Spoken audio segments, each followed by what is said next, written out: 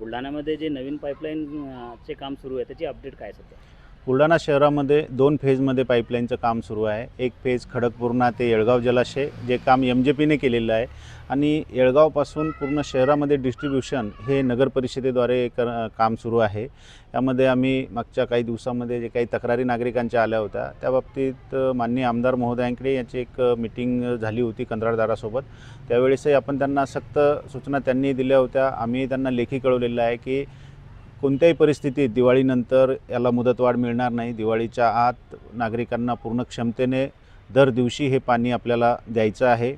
याबाबतीत त्यांना आम्ही लेखीही दिलेलं आहे आणि जर हे पूर्णत्वास गेलं नाही तर मोठ्या प्रमाणात दंड करण्याची कार्यवाही कंत्राटदारावर या ठिकाणी करण्यात येईल. त्या सूचनांचं त्यांनी पालन सुरू केलं असून युद्धपातळीवर काम सुरू आहे. आम्ही कायम त्याची देखरेख निगराणी सुरू आहे. शहराचे एकूण 5 झोन आहेत, त्यातले 4 झोन कंप्लीट झालेले आहेत. त्याचं टेस्टिंग सुरू आहे. 5व्या झोनचं काम सुरू आहे.